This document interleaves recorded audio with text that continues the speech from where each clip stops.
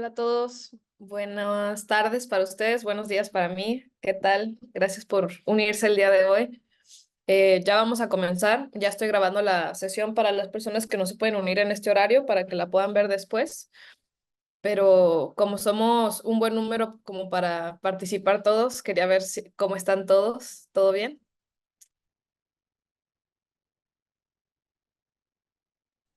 Sí, buenas tardes. Buenas Yo tardes. voy de regreso a casa y todavía voy manejando, pero aquí vamos con todo el deseo de aprender. Ay, buenísimo, Ninel. Igual ahí, con cuidado. Sí, sí, sí. Buenísimo. Pues el día de hoy vamos a empezar con una de las clases, yo creo que principales por las cuales se llevó a cabo toda esta iniciativa del curso de Orwell. Para recordar un poco la clase pasada que tuvimos, hicimos un pequeño resumen sobre todo lo que encapsulan ambos libros de Orwell que estamos viendo, que son 1984 y Rebelión en la Granja, dando a conocer por qué estos libros son relevantes hoy en día para nuestra sociedad, por qué siguen siendo relevantes a pesar de haber sido escrito en los noventas, digo, en los cuarentas, 1940s, y también dando un poquito de información sobre justo las clases que vamos a tener, que no eran nada más el resumen del libro, ¿no? Entonces, el día de hoy vamos a hablar de cómo el vocabulario es parte clave de las herramientas. Lo pongo como herramienta de control porque así se utiliza en el libro, pero la razón más importante por la que esta parte pareció tan importante para el curso es el hecho de que toda nuestra vida podría ser basada en el tipo de vocabulario que utilizamos y que conocemos. Entonces, por eso me pareció que podría ser una de las partes más interesantes para nosotros. La idea de la sesión de hoy, igual que la pasada, es que platiquemos. Entonces, lo que quiero que al final del día, lo que vamos a ver platicado es cómo utiliza el lenguaje la autoridad dominante en la ficción para oprimir y ejercer poder sobre la población del país. Esto tratando de 1984.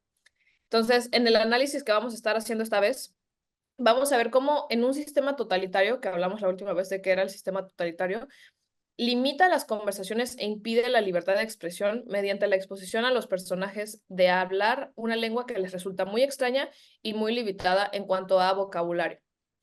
Mi idea es que, si recuerdan, la vez pasada les comenté, ¿no?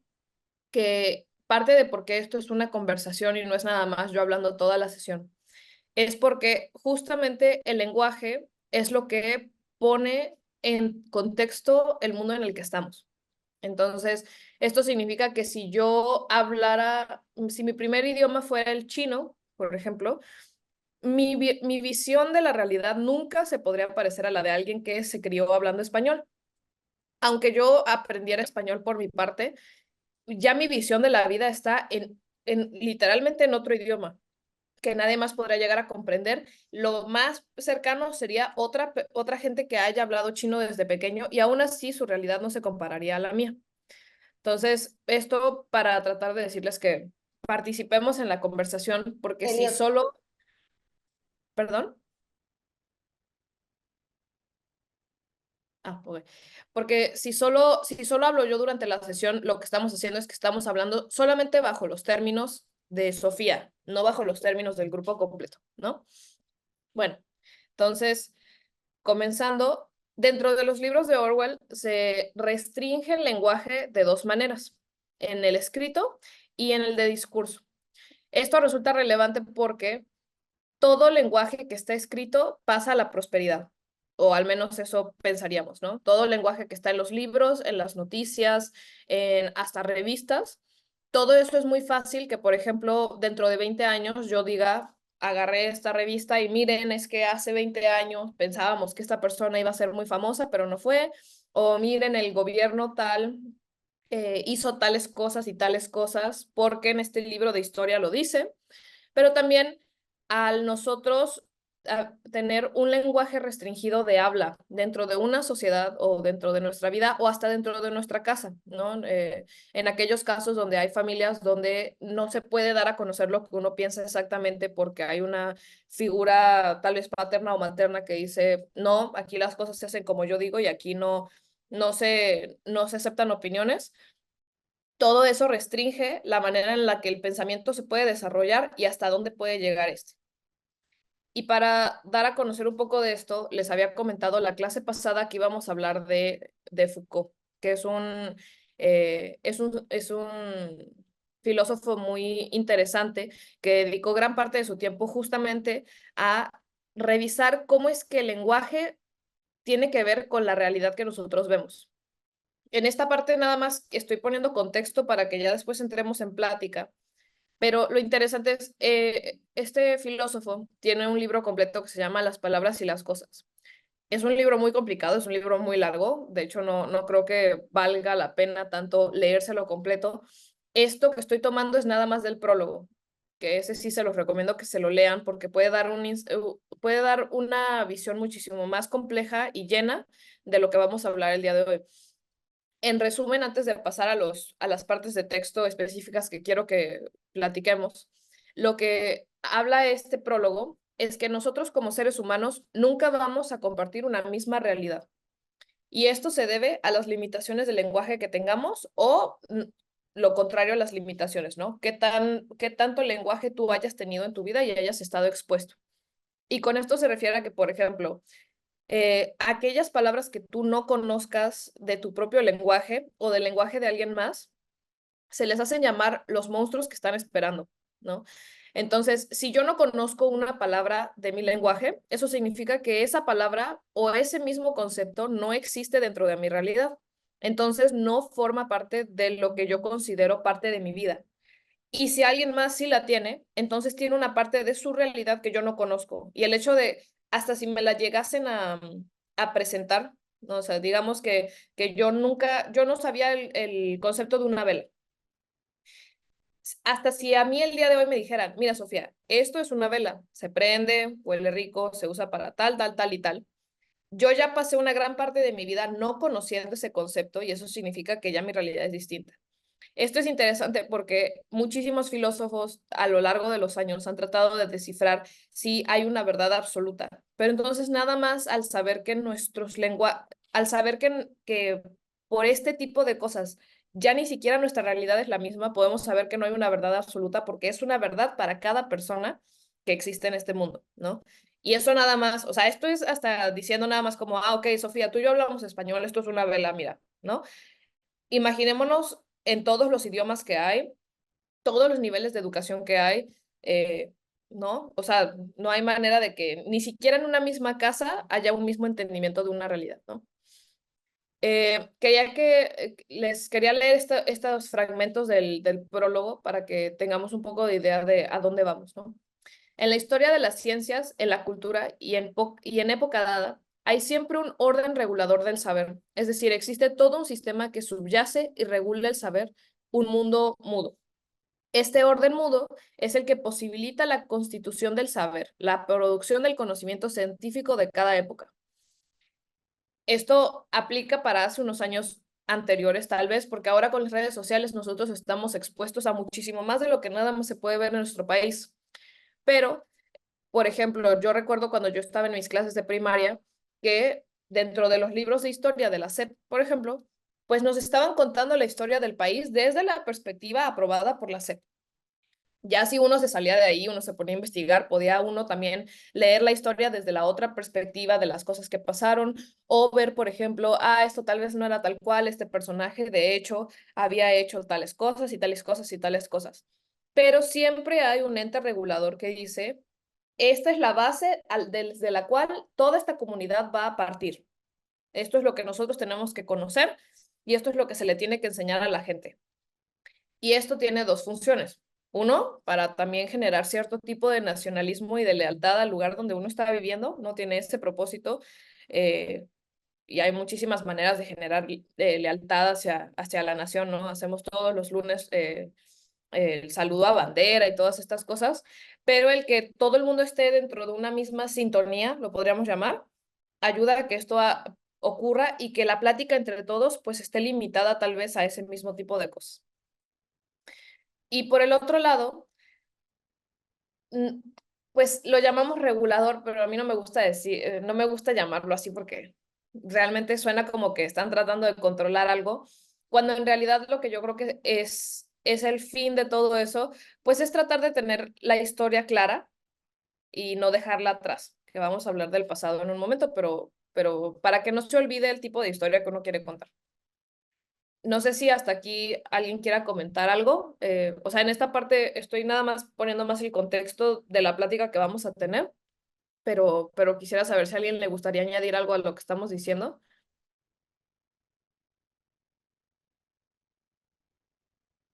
Ok. Em, Pasando al siguiente fragmento, el saber clásico, y clásico entre comillas porque no hay un saber clásico hoy en día, o sea, cualquier tipo de saber ahora es muy distinto a lo que se consideraba antes, pero el saber clásico en las palabras de Foucault se adquiere a partir del surgimiento de la representación una función. No es como habitualmente se entiende, es un saber mecanicista, tampoco racionalista. Y ahorita vamos a ver qué es el saber clásico para también tenerlo en mente. Pero ya por último, y esta parte es más larga, pero la parte que me llamó la atención es que Foucault va a decir que el poder se ejerce y se impone no por el ejercicio de la fuerza, sino por la producción del saber, de la verdad y por la organización de los discursos. Voy a parar ahí. Sabemos que a lo largo de la historia, por ejemplo, ha habido esta práctica de la cual se ha perdido muchísima información, ha sido la quema de libros, ¿no? Cuando ciertos gobiernos deciden que para calmar a la gente o para dar a saber quién está a cargo de cierta manera, se hacen estas quemas de libros gigantes. Y gracias a eso hemos perdido pues muchísima literatura que pues ya nunca vamos a poder leer, ¿no? De repente se encuentra una que otra y así. Pero eso lo que hace es que nos restringe de saber todas las perspectivas del pasado que podrían haber habido. Entonces, de cierto modo, se ha ejercido poder del pasado y de lo que va a pasar después de todo esto, o sea, después de ese momento histórico, ¿qué posibilidades hay de lo que vaya a ocurrir después? Se limitó muchísimo porque ya no tenemos el conocimiento de todas las partes. Regreso a los libros de historia, y esto era algo que ustedes que lidian con niños en el día a día, llega un punto en el que se dan cuenta de la frase que dice como que la historia está escrita por el ganador, ¿no? Siempre la historia se trata de escribir desde el país que fue ganador, tratan de decir como, bueno, y fuimos victoriosos en esto. Pero si uno lee la historia del país desde la otra perspectiva, seguramente tiene una narrativa sumamente diferente y se acopla a los valores de ese mismo país, ¿no? Y siguiendo, lo que hace que el poder se sostenga, que sea aceptado, es esencialmente que no pesa solo como potencia, que dice no, sino que cala de hecho, produce cosas, induce placer, forma saber y produce discursos. Esto es tal cual, o sea, nada más en este párrafo estamos viendo tal cual la lectura de 1984. En esa sociedad, por ejemplo, una de las cosas que les había dicho sobre el personaje principal de la novela es el hecho de cuáles eran los placeres de nuestro personaje.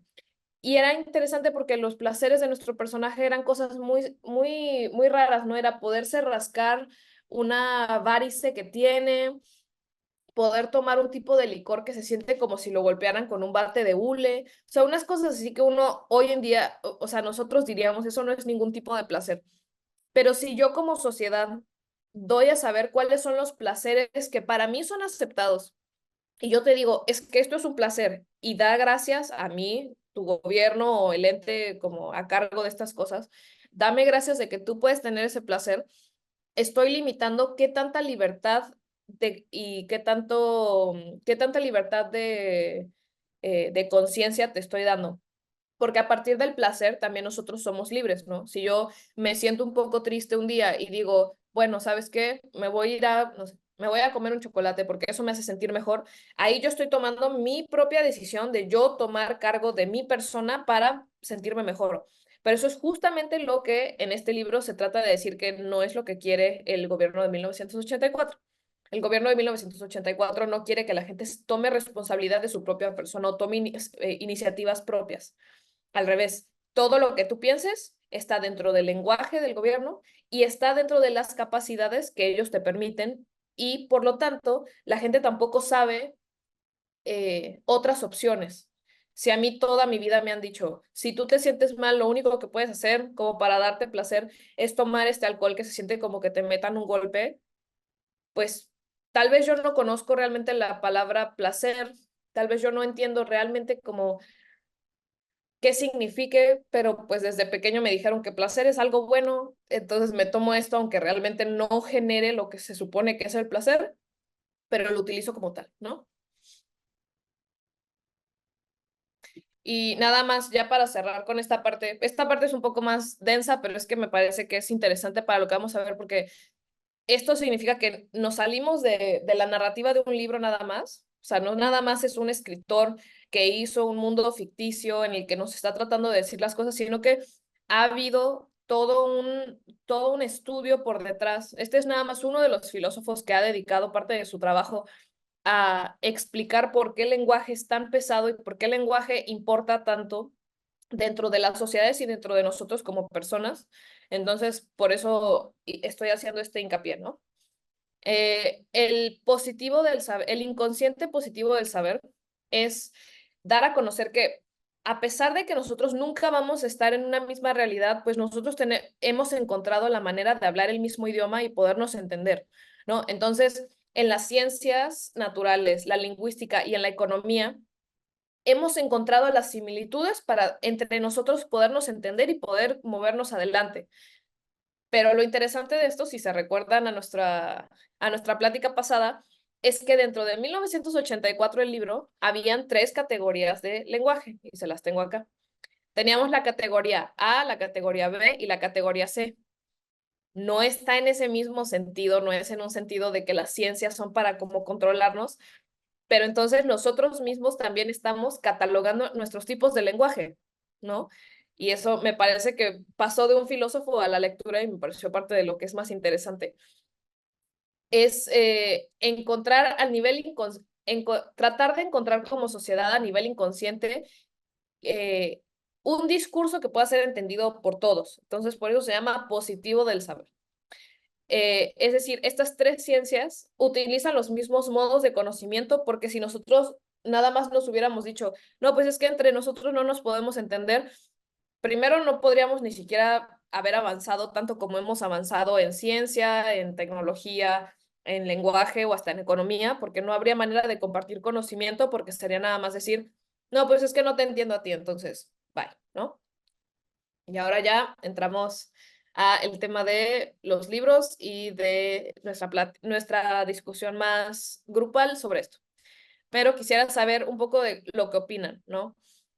No tanto de todo el tema filosófico, sino que yo creo que ustedes como maestros han de ver mucho que se nota tal vez cuando los niños en casa se les está enseñando un vocabulario lleno o la diferencia entre el niño que, por ejemplo, lee por placer, a diferencia de, por ejemplo, un niño que tú le preguntas, ¿cómo estás hoy? Dice, triste o mal. No, nada más que nos diga, estoy mal. Y tú, ¿por qué estás mal?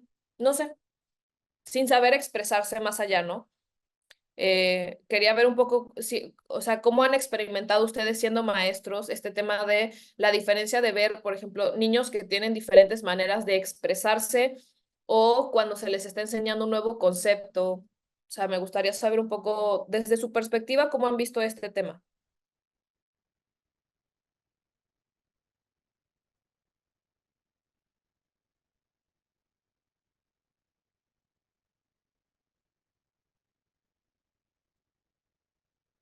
Está bien, podemos compartir después, si no. Em, Nada más quería que recordáramos un poco lo que habíamos visto la sesión pasada cuando se trataba del lenguaje de 1984. Dentro del libro hay algo que se llama la neolengua y esto es el idioma utilizado por el gobierno del libro, que es un gobierno totalitario y observador, el que habíamos llamado, que se llama el hermano mayor, Big Brother. Y la idea es que este lenguaje funciona para satisfacer las necesidades básicas de las personas.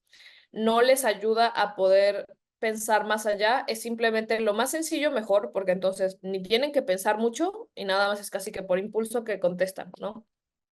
Y parte de lo que habíamos hablado, me voy a saltar lo de las categorías, pero era este tema del doble pensar, ¿no? Que es no dar a conocer conceptos claros y eso hace que entonces nosotros como personas no podamos expresarnos bien. Era esta cosa de crimen libre, ¿no? Ese, creo que fue ese el que hablamos la última vez, crimen libre. Y eso significaba que pues cometías un crimen porque habías pensado por tu propia parte, pero tampoco te dan muchísima explicación. Y por el otro lado también las categorías de vocabulario. Vocabulario A era ese vocabulario que sirve para cosas sencillas como decir voy a comer, salí, voy a dormir. El vocabulario B está ligado al doble pensar y el vocabulario C son las palabras permitidas en ciertas áreas como las ciencias, así, para que la gente pueda entenderse y puedan seguir desarrollando sus cosas. Muy bien. Eh, Nuestro personaje, estas sesiones se van a dividir. Esta va a ser de 1984 para hablar del tema del lenguaje y la próxima va a ser de Rebelión en la Granja. Y tomo 1984 primero porque nuestro personaje principal, Winston, trabaja de por sí en un lugar que se llama el Ministerio de la Verdad. Parte de su trabajo es que tiene que leer absolutamente todos los textos, todas las cosas que se han publicado por el hermano mayor y hacer que sean verídicas. Entonces, en el libro te ponen, ¿no? Que el hermano mayor dijo que iba a dar 50 botas a trabajadores para que pudieran hacer cierto tipo de obra, pero al revisar cuántas se pudieron dar, no fueron 50, fueron 30. Entonces, lo que se hace es que todo historial de cualquier periódico que haya dicho que eran 50 se elimina y Winston se encarga de hecho de decir como que se habían prometido que se iban a dar 25, pero que el hermano mayor logró dar 30. Y aquí lo que estamos viendo es que el pasado no tiene ningún peso, ¿no? Tenemos personas que están encargadas de reescribir el pasado, entonces nosotros, pues la gente de qué se va a tener que revelar si están viendo que, pues de hecho su gobierno nunca ha fallado, sino que todo ha salido muy bien, ¿no? Y parte también de lo que hace es que tiene que reescribir la historia. Durante el libro, la sociedad en donde ellos viven se encuentra en guerras todo el tiempo, pero con diferentes lugares. Entonces, si la guerra cambia de Asia Oriental a Europa Oeste, tiene que decir que eso siempre ha sido el caso, ¿no? No puede haber nuevos sucesos al respecto. Entonces, todo esto para poder decir que lo que el libro nos muestra es que el pasado es mutable, como el mute de la televisión, ¿no? Es mutable y no tienen un peso en nuestra existencia. ¿Y qué pasa cuando nuestro pasado no lo tenemos presente, ¿no? Ahí está el juego de palabras, ¿no? ¿Qué pasa cuando nuestro pasado no lo tenemos presente? Y aquí es donde ya, sí, mi idea es que nos pongamos a platicar al respecto. Desde mi perspectiva, la razón por la cual una de las razones por las que nosotros mantenemos nuestro pasado presente, por ejemplo, es para no repetir los mismos errores, ¿no? Esto puede verse desde de pequeño, si tú en algún momento pusiste la mano en la estufa, te quemas, y entonces tú, al poder recordar que en algún momento tú pusiste la mano en la estufa, eso dolió, te quemaste, tuviste que pasar una semana sin poderte tocar la mano, etcétera, eso hace que entonces tú no repitas tus mismos errores, ¿no? Lo mismo con las sociedades, o sea, pasando a una cosa muchísimo más grande, ¿no? Hemos tenido sociedades que han pasado de una democracia a una dictaduría por haber escogido a ciertos presidentes, como es el caso, por ejemplo, de Venezuela o de Cuba, pero por alguna razón, ese tipo de sucesos no tiene el mismo impacto que si ponemos la mano en la estufa, ¿no? Porque vemos países que continúan teniendo ese tipo de cambio político, a pesar de que tenemos muy clara la historia de Cuba, muy clara la historia de Venezuela y muy claras las historias de, por ejemplo, países en Europa que también están pasando por algo parecido, ¿no? Pero esa es mi perspectiva, ¿no? El pasado es importante tenerlo presente porque al tener nuestro pasado en mente, no cometemos los mismos errores dos veces, o al menos tratamos de no, ¿no? Pero ustedes, ¿qué opinan?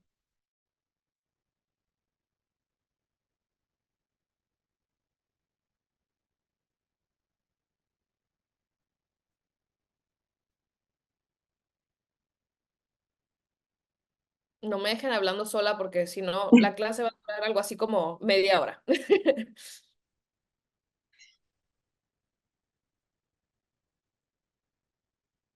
Puede ser hasta en temas, o sea, yo me estoy yendo a la parte más tal vez complicada de esto, pero es porque yo estoy tratando de darle contexto.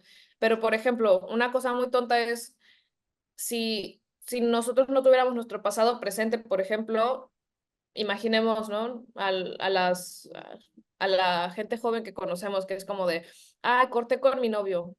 Y nosotros decimos, qué bueno que ya cortaste con ese novio no nos gustaba, no era bueno para ti, y volver a regresar, y volver a regresar, y volver a regresar, y uno casi que, bueno, pero tú no te das cuenta, o sea, como que esa relación no funciona, no estás viendo todo lo que pasó antes y es casi como que te elimina todo eso, ¿no? Ingrid pone, muchas veces lo volvemos a repetir, sí. Sí, justo. O sea, si nosotros mantenemos eso por detrás, entonces no. Y aquí también algo que es interesante platicar es dime, Nineth. Sí, yo me recuerdo de la frase que dice que aquellos que no recuerdan el pasado están condenados a repetirlo, ¿verdad? No Exacto. sé si está relacionado en esa época, creo que sí, pero realmente es como aprender de los errores también, considero yo. Exacto. Por eso es Pues sí, necesario tenerlo presente. si nuestro personaje principal de lo que se encarga es de eliminar cualquier tipo de rastro del pasado, lo que el escritor del libro nos está tratando de mostrar es que pues se va a seguir repitiendo este tema porque estamos permitiendo que la misma historia de las cosas que no nos gustaron desaparezca. Entonces, cuando gente dentro de 20 años en ese mundo, ¿no? En ese mundo del libro que estamos hablando, cuando gente dentro de 20 años se ponga a leer, pues, qué ocurrió antes, qué ocurrió después y así, pues ni siquiera se van a llegar a enterar de si la gente no estaba contenta con el tipo de régimen. También, por ejemplo, parte de lo que hace el personaje es que si hay gente que desaparece, ¿no? Lo desaparecen, borra el rastro de que esa persona siquiera llegó a existir, como para que nadie se les vaya a revelar, ¿no? O sea, si de por sí, si te limito tu lenguaje, si te limito los placeres, si limito tu conocimiento de la historia pasada, pues vas a pensar que todo ha estado igual, no tienes con qué comparar un antes y un después. Nada más estás viviendo en un momento donde pues así son las cosas, ¿no? De nuevo, el tema que habíamos hablado creo que una idea muy clara para poder ver esta idea es lo que hablamos la vez pasada, ¿no? Es esta idea de que en una olla tú pones agua y la pones a hervir, agarras una rana y la botas en el agua.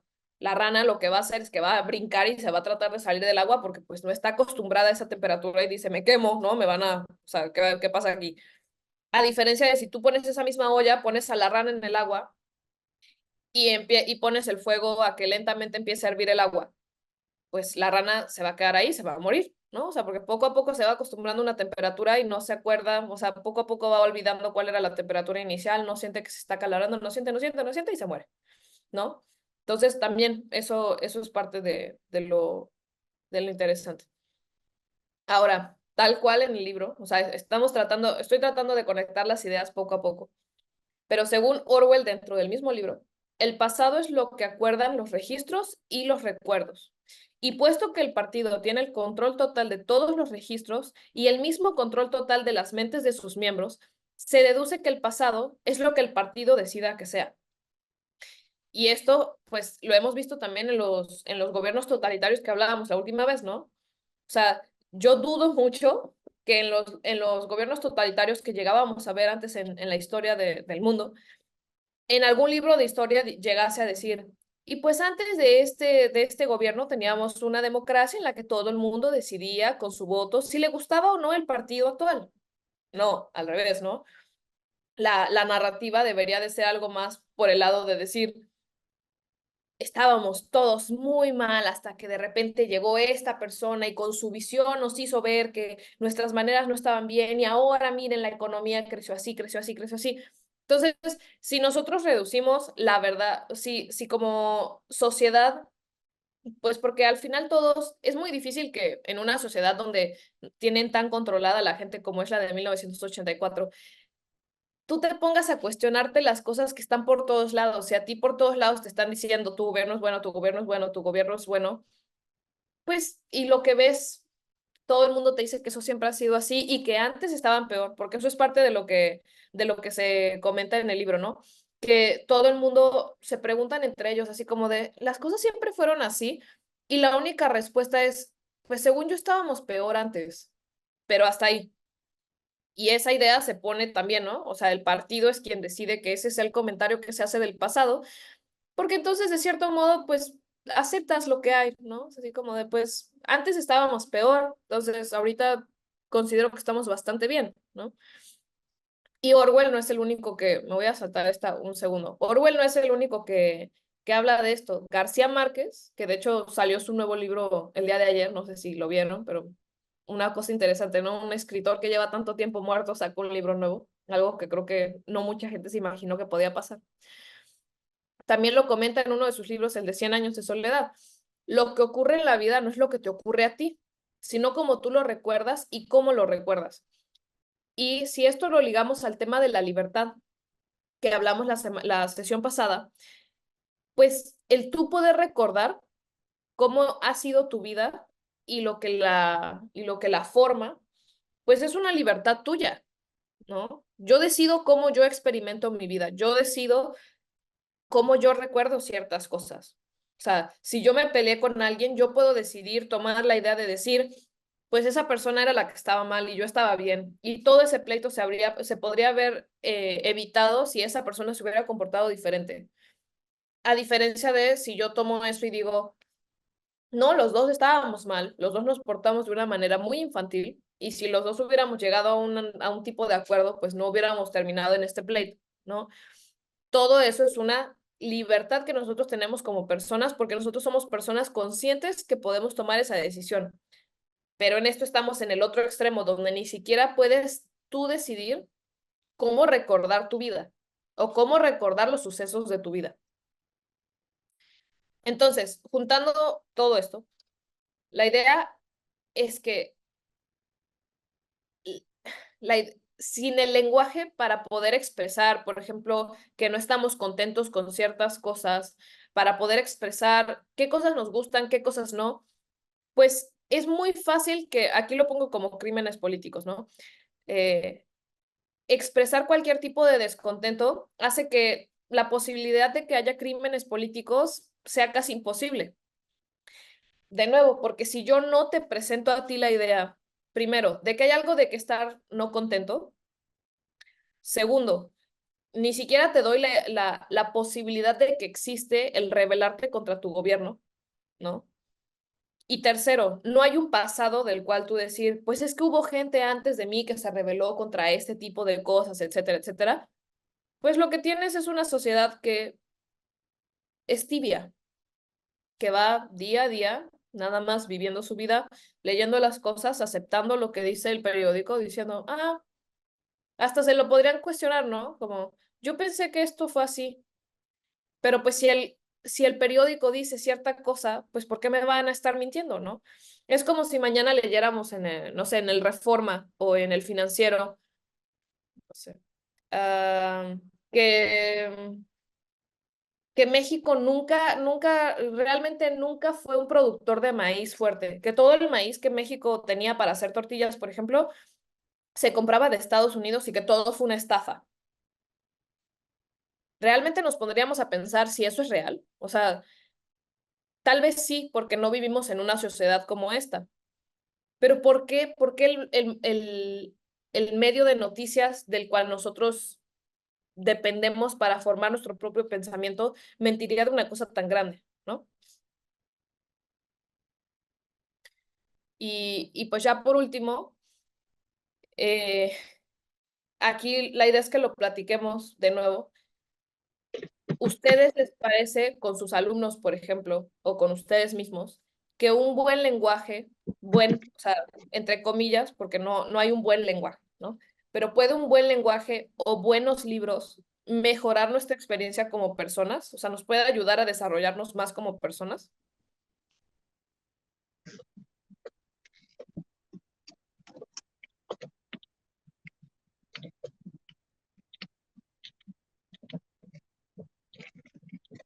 Aquí les comparto, por ejemplo, una de las cosas que pasaba en mi casa, ¿no?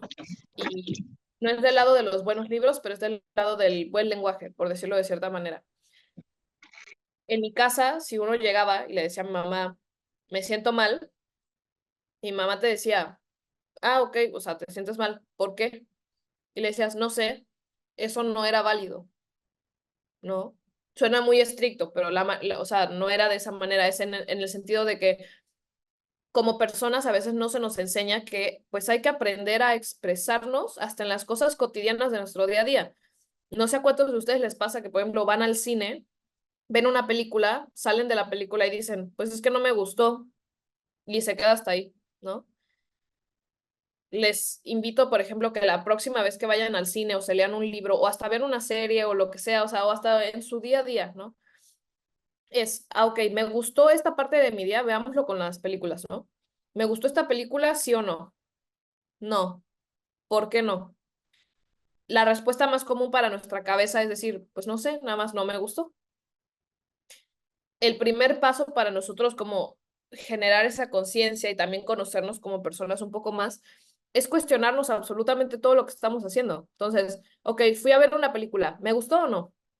No, no me gustó. ¿Por qué no me gustó? No sé, no, o sea, ¿por qué no me gustó? ¿Qué es lo que esta película tuvo a diferencia de las que yo, por ejemplo, disfruto muchísimo? No sé, es que no me gustó que era muy dramática. Me gustan las películas cómicas. Ok, ya generamos una opinión, que es mucho decir a diferencia de muchas personas que nunca logran tal vez hacer nuestra opinión. Mejora nuestra forma de pensar, escribir y conocer otras culturas. Totalmente de acuerdo. O sea, si nosotros cerramos si nosotros, por ejemplo, de estas personas que dicen que no les gusta leer libros que no sean mexicanos o que sean libros que estén en español, ¿no? Quitando de un lado que tal vez no es que, o sea, tal vez no hablamos el idioma de los libros que nos queremos leer, pero digamos, ¿no? De esta gente que tal cual dice así como de, si el libro no es por un mexicano o por una mexicana, yo no lo leo porque no me gustan. Ok, no te gustan porque la manera en la que narran otros países no te gusta o no te gusta porque nada más piensas que tienes que serle como fiel al arte de tu país, ¿no? La idea de todo esto es, mientras nosotros más entendamos que no somos las únicas personas, sino que nosotros abramos nuestras cabezas a que hay más gente, más formas de pensar, más realidades que la nuestra propia, ¿no? Ahorita hay muchísimos problemas geopolíticos en el mundo. Estamos pasando por dos guerras, la de Ucrania y la de Gaza e Israel. Y nosotros pues estamos muy alejados de esa realidad, no solo porque en temas de geográficos estamos lejos y tal vez no nos enteramos. También porque tal vez nosotros ni siquiera conozcamos a una persona que sea de Gaza o una persona que sea de Ucrania, ¿no? Capaz conocemos a una, pero se crió en México, etcétera. No estoy diciendo que vamos a ir a meternos allá para poder entender qué es lo que está pasando, pero a nosotros, por ejemplo, expandir un poco nuestra manera de pensar, a nosotros no cerrarnos a que nuestra realidad es la única que existe, nos estamos acercando un poco más a poder formar parte de la verdad absoluta, ¿no? Que a pesar de que digo que no la hay, pues sí, sí hay maneras de aproximarse a poder entender un poco más de qué es lo que está pasando en el mundo y qué es lo que nos rodea, ¿no? Pues esa era la sesión de hoy. Mi idea era que participáramos más. O sea, estas sesiones están hechas para que yo dé contexto al principio y ya al final platiquemos un poco. Nos quedamos con 10 minutos de la plática, pero entiendo que algunos de ustedes están regresando a sus casas y lo que sea. Eh, en cualquier caso, si alguno de ustedes tiene algún comentario que les gustaría hacer después de ver la sesión o pues ya que lleguen a sus casas, me lo pueden mandar por correo con Elder y lo platicamos también. O si tienen algunas preguntas, igual se las pueden mandar a Elder y en la sesión que viene la podemos observar. Eh, sí me gustaría que en la próxima platicáramos un poco más porque si no, siento que justamente si yo hablo toda la sesión es como yo adueñarme de este universito que estamos formando de las clases de Orwell y es justo lo contrario que estoy tratando de enseñarles, ¿no? No sé si hay alguna duda, si hay algún comentario final que les gustaría hacer. Carmita. Hola Sofía, la verdad es que yo tuve muchos problemas para entrar a la sesión, está fallando mucho mi internet, así como que escuché por pedazos la sesión nada más, Ah, lo pero siento mucho. la verdad tenía muchas ganas como de participar porque he estado leyendo el libro y me ha gustado mucho, o sea, tenía como mucho tiempo que un libro no me atrapaba de esa forma, o sea, a mí me cuesta mucho trabajo de repente como leer libros como en un periodo muy prolongado y que mantengan mi atención. De hecho, soy Mm, como de estas lectoras como múltiples que tiene que tener varios libros como para mantenerse interesada.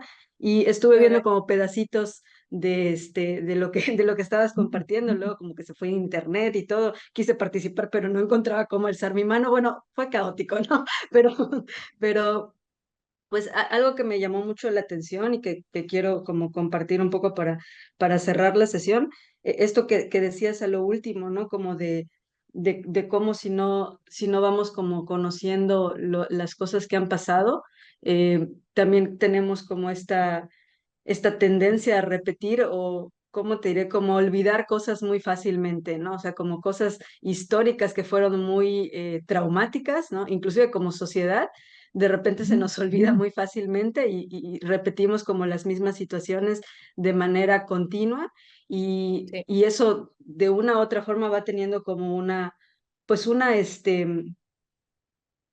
pues sí, ahora sí que una afectación como sociedad, ¿no?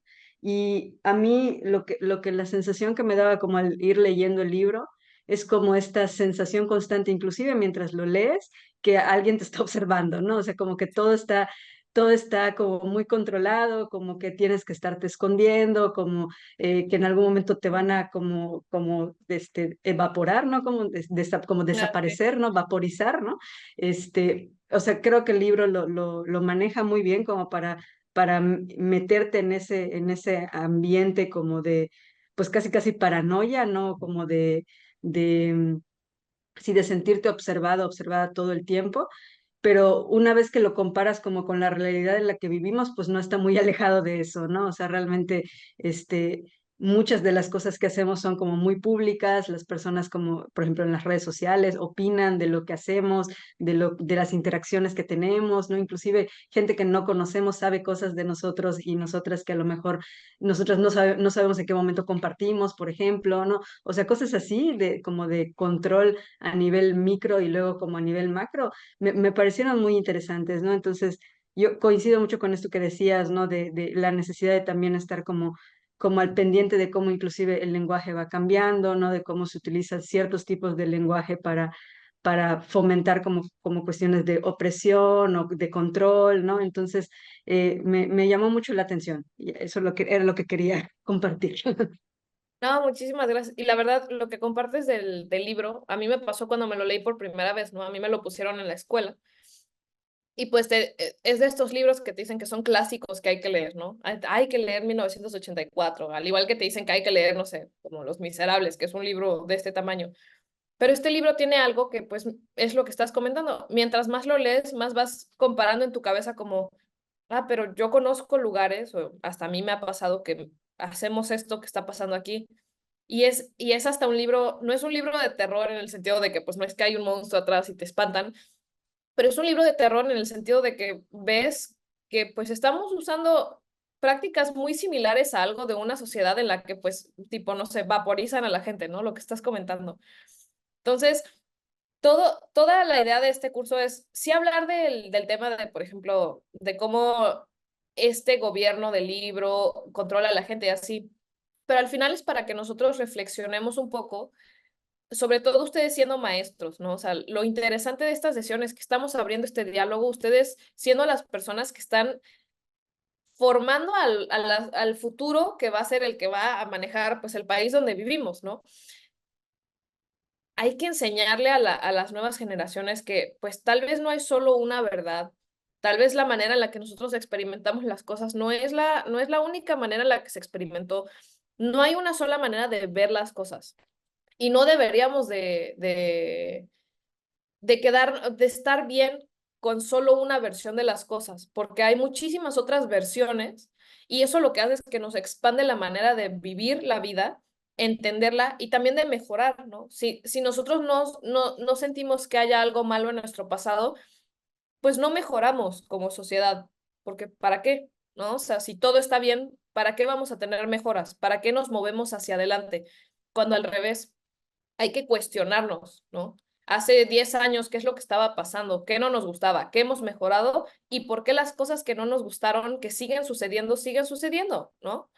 Eso es parte de lo que se trata todo este curso, que empecemos con que en este grupo nos empecemos a cuestionar. ¿Será que la manera en la que yo he estado viviendo mi vida es de manera pasiva? He estado aceptando todo lo que se me ha dicho toda mi vida, como de, pues si yo leo en las noticias una nota, digo, pues sí, así son las cosas, ¿no? O sea, ni siquiera me cuestiono si será verdad o no, si habrá sido un artículo pagado o no, ¿no? O sea, todas estas cosas.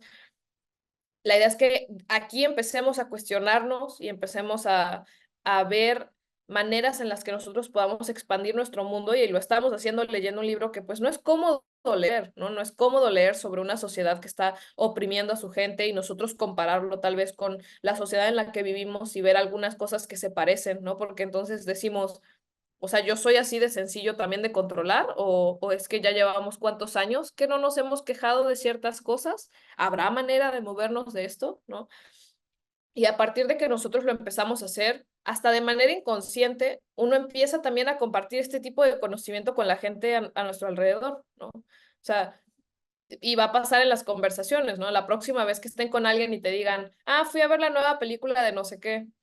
Ay, ¿qué opinaste? No me gustó por, no sé, en vez de armar todo el diálogo que yo les dije, más bien es como una cosa de, ¿cómo no sabes qué no te gustó? El actor, la música, estaba de flojera, o sea, como cuéntame qué es lo que no te gustó, quiero saber, ¿no? O sea, y creo que ahí es donde está el punto de partida de todo esto, el querer saber.